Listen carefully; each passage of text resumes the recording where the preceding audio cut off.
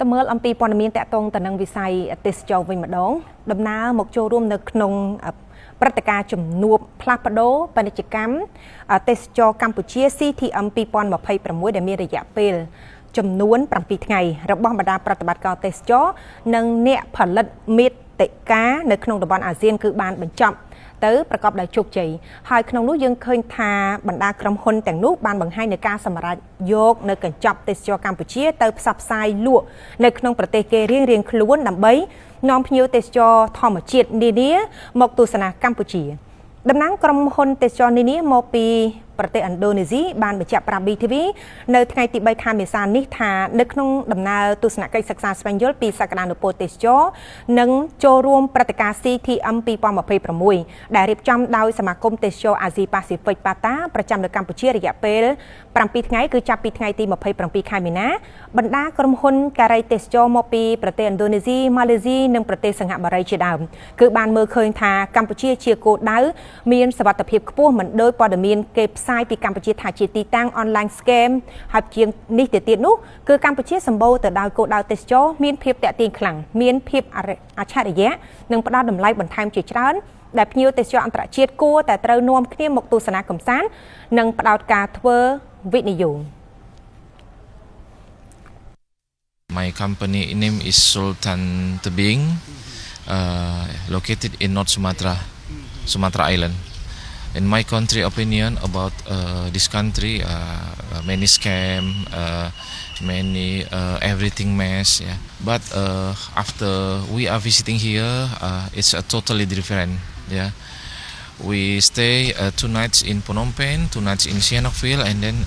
the rest in Siem Reap. Yeah. Everything is okay. Everything is perfect. Yeah. So I think there are no issues about that. Yeah.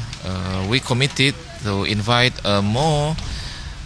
tourists to visit Cambodia and to change the different image of this country, become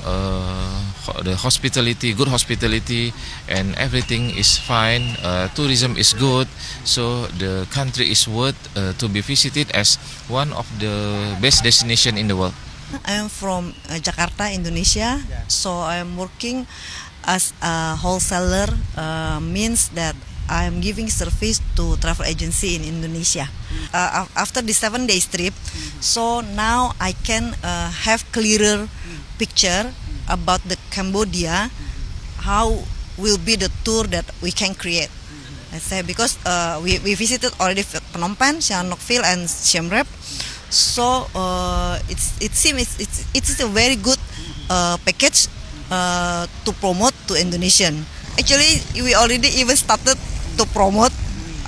these days to Indonesia, and my friends already like, oh, okay, so Cambodia is nice, and it's not like what we are thinking.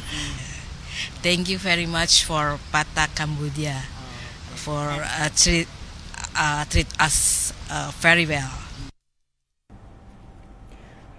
លោកមេតសុជាតិតំណាងសមាគមទេសចរអាស៊ីប៉ាស៊ីហ្វិកដែលហៅកាត់ថាប៉ាតាប្រចាំនៅកម្ពុជាថ្លែងថាព្រឹត្តិការណ៍ CTM 2026 ធ្វើឡើងជាសេរីនេះដែលក្នុងដំណាក់កាលដំបូងនេះគឺមានក្រុមហ៊ុនទេសចរនិងបណ្ដាញផ្សព្វផ្សាយមាតិកាដ៏មានឥទ្ធិពល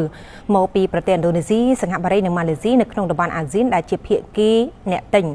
សរុបប្រមាណជាង40ក្រុមហ៊ុនគឺបានទទួលជួបពិភាក្សាភ្ជាប់ដៃគូជាមួយនឹងក្រុមហ៊ុន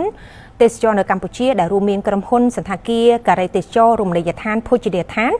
សរុបប្រមាណ700ក្រុមហ៊ុនដែលជាភាគីអ្នកលក់មកពីតាមគោលដៅទេសចរនៅរាជធានីភ្នំពេញនៅខេត្តប្រសែននុខេត្តសៀមរាបលោកបណ្ឌិតធួនស៊ីណានបញ្ជាក់ថានៅក្នុងដំណើរអនុវត្តយុទ្ធនាការផ្សព្វផ្សាយកម្ពុជាទៅកាន់ពិភពលោកនេះសមាគមប៉ាតានៅកម្ពុជាសហព័ន្ធទេសចរកម្ពុជានិងសមាគមទេសចរនានាទៀតក្រោមការគាំទ្រពីក្រសួងទេសចរនិងបន្តរៀបចំព្រឹត្តិការណ៍ CTM 2026នៅក្នុងខែក្រោយបន្តទៀតនេះដោយមានការអញ្ជើញពីក្រុមហ៊ុនប្រតិបត្តិការទេសចរនិងអ្នកផលិតមាតិកាដែលមានឥទ្ធិពលនៅតំបន់អឺរ៉ុប